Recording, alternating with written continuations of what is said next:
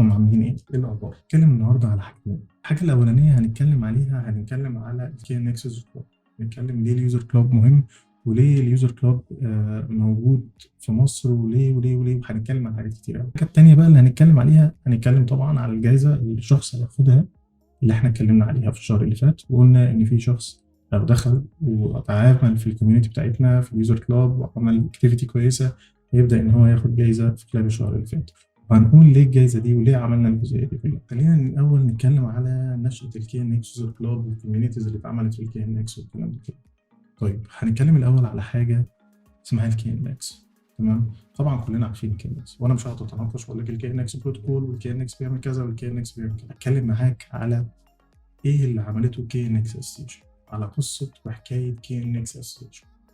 كي ان اكس اسوسيشن كانت بتشتغل على ان هي بتعمل امبروفمنت في سيستم الكي ان اكس او بروتوكول الكي ان اكس. كلمه سيستم كي ان اكس دي غلط، افهم ان هي غلط. اوكي، طيب كي ان اكس بروتوكول، اوكي، بداوا ان هم كي ان اكس اسوسيشن يشتغلوا عليه ويعملوا امبروفمنت منه.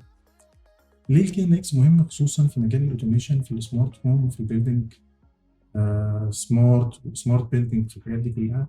لان الكي ان اكس هو بروتوكول مخصص فقط لمجال الاوتوميشن. لذلك الكي ان اكس دايما بيتعامل على انه بيدور على حلول ازاي يطلع كل السيناريوز، كل الاحتمالات اللي انت كشخص عايز تبرمج سيستم الاوتوميشن تعمله من خلاله. فلذلك كي ان اكس اسوسيشن قررت قرار حلو قوي، قالت لك في حاجه جميله قوي. بما اننا الكي ان اكس بروتوكول اللي موجود على، هو انا اسف، بما اننا البروتوكول اللي موجود على مستوى العالم والبروتوكول الوحيد تقريبا اللي بيشتغل في سيستم هوم اوتوميشن، فتعالوا كده نعمل حاجه جميله. قالوا تعالوا نعمل كوميونيتيز كده مع بعض، تعالوا نجمع الناس تقعد مع بعض، ان كانوا اكسبرت، ان كانوا ناس لسه عايزه تخش المجال، ان كانوا ممبرز اللي هم المانيفاكتشرز اللي بتصنع الاجهزه دي، تعالوا نقعدهم مع بعض. والناس دي بقى تبدا ان هي تتناقش مع بعض، يبداوا بقى يدير بقى حديث ما بينهم كده، ويدير نقاش ما بينهم، ويشوفوا بقى هم هيعملوا ايه بالظبط. تمام، بداوا ان هم يعملوا حاجه اسمها يوزر كلوبس. اليوزر كلوبس دي ابتدت في اوروبا. لما ابتدت اليوزر كلوبس في اوروبا، بدات الناس ان هي تلاقي في امبروفمنت بيحصل في الكي ان اكس نتيجه النقاشات والدiscussions اللي كانت بتحصل ما بين الاشخاص كلهم. يعني لما كان في حد بيبقى عنده مشكله مخصصه في الكي ان اكس في حاجه، هو بيحاول مثلا يعمل انتجريشن مع سيستم او يدور على سوليوشن لسيناريو معين هو عايز يعمله، فبيلاقي في حد بيقول له لا والله بص انا عندي فكره في حاجه ممكن تعملها وكذا وكذا. مش كده بس، لا، في مانيفاكتشرز بدات ان هي تخش جوه اليوزر كلوبز دي، وبدا المانيفاكتشرز دي تبدا ان هي تعمل امبروفمنت للبرودكت بتاعتها، وتعمل برودكت جديده بناء على الدiscussions اللي اتعملت ما بين الكي ان اكس يوزرز. لذلك قرروا ان هم يبداوا مش هنقول يقننوا، بداوا ان هم يقولوا طب خلاص احنا نجيب اليوزر كلوبس دي ونعملها احنا، نبدا ان احنا ايه نابروف على اليوزر كلوبس معينه من اشخاص معينين، نبدا نخليهم يعملوا اليوزر كلوبس دي ويجمعوا الناس في كوميونتي معينه، تبدا الممبرز او الشركات تعمل بارتنرز مع، تبقى بارتنرز لليوزر كلوب ده، ويبداوا ان هم يتناقشوا ويخشوا جوه كوميونتي معينه واحده. ويبدا مثلا في شخص عايز يشوف جوب معينه يشتغل فيها، فيخش جوه الكي ان اكس يوزر كلوب، فيبدا ان هو يتواصل مع الناس ويتعرف عليهم. واحد مثلا لسه بيبتدي بروجكت وعايز يعرف هو ازاي هيشتغل في اليوزر كلوب ده، او ازاي هيشتغل، سوري انا اسف، ازاي هيشتغل في البروجكت ده، او ازاي هيعمل البروجكت ده، بيخش اليوزر كلوب في الكوميونتي، بيعمل اكونت ويخش بيتكلم مع الناس ويتناقش معاهم، وبيعرف ان هو يحل الموضوع ده. عندك كمان الاكسبرتس طبعا من مهم جدا ان هم يلاقوا ناس في الكاتيجوري بتاعهم، او ناس حتى عندها المعلومات اللي هم ما يعرفوهاش، لان مش كل الاكسبرت عندهم كل المعلومات اللي يقدروا بيها يعملوا كل حاجه، مفيش حد كامل. تمام، فبيبقى عندهم فكره ان هم عايزين يدوروا على برضه حلول، فبيلاقوا في ناس اكسبرت معاهم جوه، فبيبداوا ان هم يتعرفوا عليهم ويتعرفوا على بعض ويتكلموا مع بعض. طيب نيجي هنا لحاجه تانية. دلوقتي انت بتقول لنا ان في شركات وفي اشخاص وفي اكسبرت وفي حاجات كتير، طيب ما تقول لنا كل واحد هيستفيد ايه؟ كل شخص من الناس دي هتستفيد ايه؟ طيب خلينا اجيبها لك واحده واحده. هنتكلم الاول عن الممبرز. تمام، الممبرز انت كشخص، الكي ان اكس يوزر كلوب ده تطور اكتر، تمام، في اوروبا وهيتطور في كل الدول حاليا، بس هو في اوروبا تطور بطريقه يمكن سابقه الوطن العربي. طيب ايه الاستفاده من الحاجات دي، وانا كممبر هستفيد ايه؟ انت كممبر مبدئيا لما بتيجي تخش اليوزر كلوب وبتبقى عضو، تمام، مش بتبقى جيست. في فرق ما بين انت تبقى جيست وفي فرق من ان انت تبقى ممبر. جيست انت شخص بتخش وبتتناقش عادي مع الناس ومفيش اي مشكله، زي اي فورم او اي حاجه بتخشها وتقعد تتناقش مع الناس. طب ايه الفرق ما بين الجيست وان انا ابقى ممبر؟ بيبقى ليك صلاحيات زياده، تبدا ان انت تشوف حاجات، بيبقى الكوميونتي مفتوحه لك ان انت تقدر تعمل جروبس، تقدر تعمل حاجه معينه، بلس ان انت بتاخد كل الديسكاونتس او الحاجات اللي بتقدمها البارتنرز، زي شركات مثلا مديالك خصومات في اجهزه معينه مقابل ان انت تبقى بارتنر لليوزر كلاب. فدي حاجه برضو بتبقى ليك مميزات اكتر من الجيست. الجيست ما بيعملش حاجه غير ان هو بيخش يتناقش وليه حاجات معينه كده، بس احنا بنحاول حتى برضو نوصل الجيست ان هو يوصل الحاجه اللي هو عايزه. طيب خلينا نتكلم عن المنبر، خلينا نكمل كلامنا عن المنبر. انا كمنبر انا اكون منبر ازاي؟ طيب في حاجات بسيطه جدا، يا اما بتدفع الفيس بتاعت المنبر، ودي حاجات لا تذكر، يعني لا تذكر ارقام، لا تذكر بالفيس، لان احنا حاليا في بدايه اي يوزر كلاب، واحنا لسه في بدايتنا في اليوزر كلاب بتاع كي ان اكس يوزر كلاب ايجيبت، فبتلاقي الفيس قليله جدا فممكن تدفعها وتبقى ممبر. يا اما في الحاجه الثانيه ان انت بتعمل اكتيفيتي، بتخش على اليوزر كلاب وبتقدم لنا اكتيفيتي، ان انت بتدينا معلومات، بتتعامل مع الناس، بتعمل انفيتيشن لناس، بتدخل لنا ناس اكتر، فبتعلي الكوميونتي اكتر، بتكبر الكوميونتي اكتر. في الحاله دي لما بيوصل عدد الاكتيفيتي، كل واحد فينا ليه اكتيفيتي بوينتس، يعني او عدد الحاجات اللي هو اشتغل قد ايه، عمل اكتيفيتي على اليوزر كلاب. اما الاكتيفيتي بتاعتك بتزيد، تمام، بيبدا ان انت توصل لمرحله ان انت تبقى ممبر، فانا مش محتاج ان انا اخليك ممبر، انت بتبقى ممبر على طول. طبعا الاكتيفيتي دي كل سنه بتتصفر تاني، يعني انت بتيجي على، انت بدات السنه دي، فبتيجي من السنه الجايه تلاقي الاكتيفيتي بتاعتك اتصفرت تاني، علشان نبدا نحمسك ان انت تشتغل تاني على الجزئيه دي. طبعا لازم كل سنه بتجدد عضويه الممبر بتاعتك، فما فيش اي مشكله، ما عندناش اي مشكله خالص انت تجدد عضويه الممبرز بتاعتك فور فري مقابل الاكتيفيتي اللي انت بتعملها على الكوميونتي بتاعتنا في اليوزر. ودي حاجه يعني احنا هنكون فخورين جدا من ان انت تحاول تساعدنا في ان الكوميونتي تكبر، وتحاول ان انت تدينا معلومات اكتر.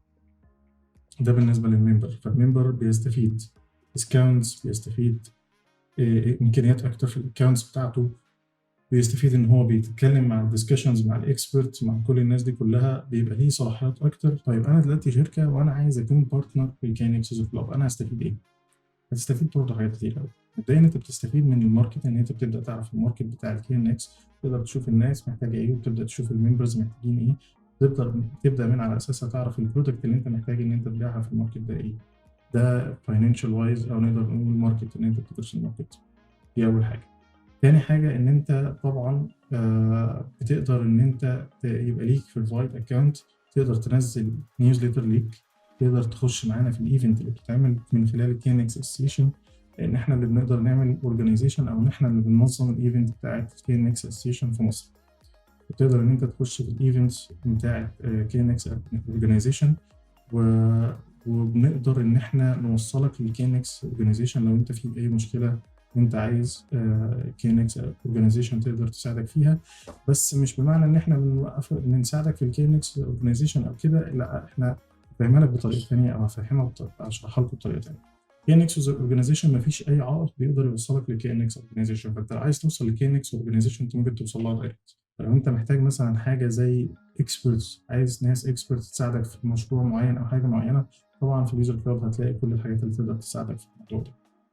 فاليوزر كلاب هيقدر يساعدك في كل الامكانيات دي، ان انت تقدر تنزل نيوزليتر لكل البرودكت مثلا، او تعمل ماركت للبرودكت بتاعتك اللي نازل جديد. وطبعا كل اللي موجود على الكوميونتي فقط ناس لكي ان اكس يوزر، فانت بتعمل ماركت، انت ضامن ان الاكتيفيتي او الناس الاكتيف اللي هتقدر رياكت مع البرودكت بتاعك ده ناس كتير قوي، او معظم نقدر نقول 99% من الناس اللي موجوده على الكوميونتي بترياكت على البرودكت بتاعك.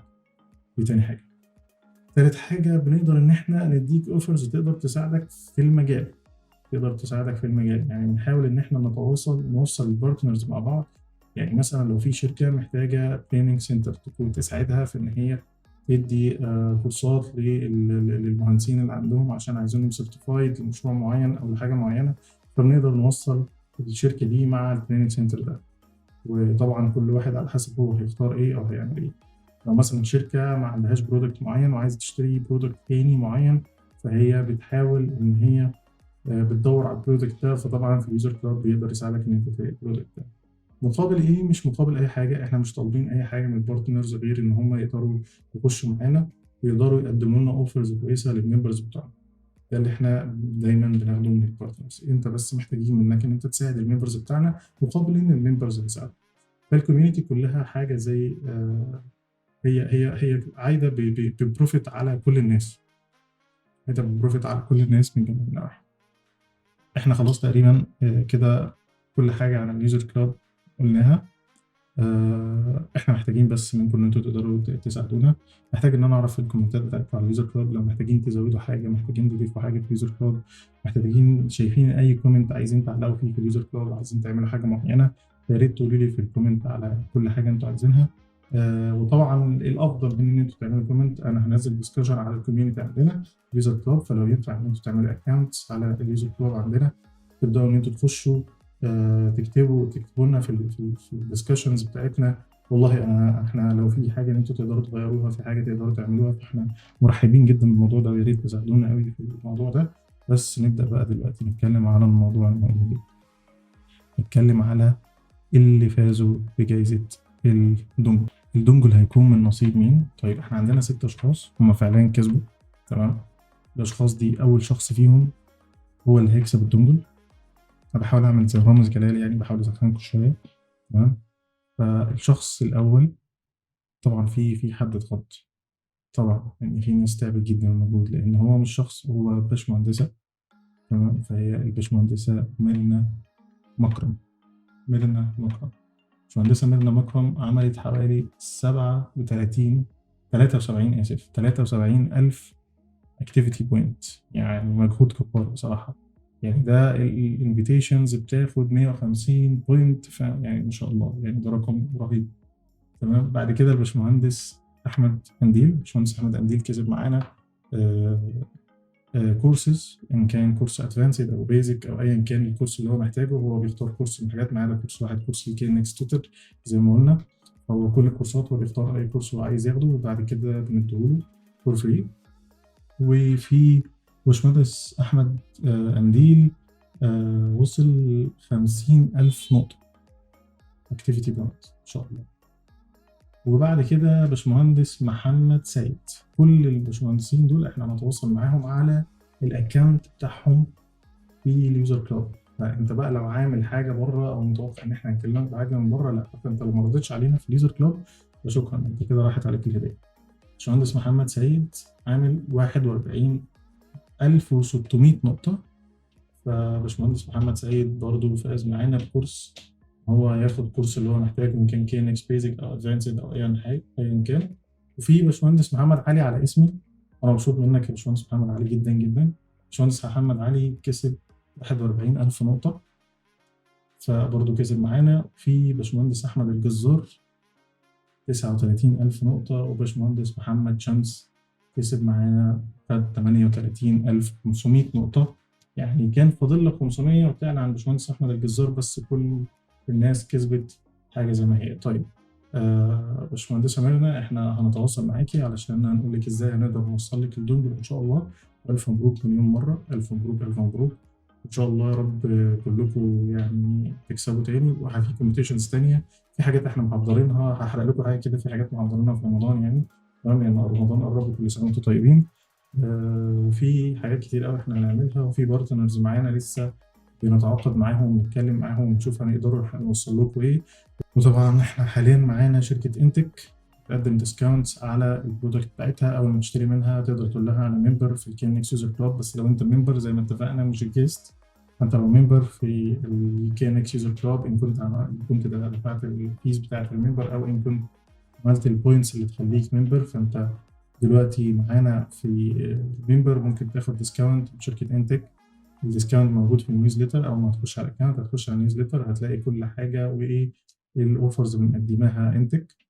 ومعانا تريننج سنتر بورتو سمارت برضو بتقدم كورس الريفريشر فور فري للممبرز بتوعها، وده الكورس ده بيقدر يقدم لك 40% ديسكاونت على الاي تي اس 6 لايسنس بروفيشنال، بتاخد عليها 40% مقابل الكورس ده. الكورس مدته يوم واحد اونلاين اعتقد. شركة او تريننج سنتر بورتو سمارت بتقدم لك الكورس ده فور فري للممبرز فقط. طيب كده انا وصلت للنهايه، وكده اعتقد ان انتوا وصلت لكم كل اللي انا اقدر اوصل عليه. فانتوا لو محتاجين مني اي حاجه تاني، او محتاجين ان انتوا اي معلومات تاني، او محتاجين فيديو تاني نتناقش فيه، فهنزل لكم الفيديو ان شاء الله. وانا بعتذر ان الفيديو ده كان المفروض ينزل لايف، بس احنا ما نزلناهوش لايف لان احنا كنا عايزين الناس اللي ما شافتش تشوف، او مش عايزين نعمله في وقت معين وبعد كده الناس يختفي فالناس ما تعرفش مين اللي كسب ولا لا. فاحنا هنسيب الفيديو ده، اي حد حابب ان هو يتاكد من اي حاجه او يعرف معلومه تاني على اليوزر كلاود يقدر يخش على الفيديو يسمعوا من اول جديد ويشوفوا. اشوفكم مره تانيه ان شاء الله، ومش هبطل وهنزل فيديوهات تاني تشرح لكم اكتر، وهنتكلم على حاجات تانيه اكتر بكتير. شكرا جدا ليكم، واشوفكم مره تانيه ان شاء الله.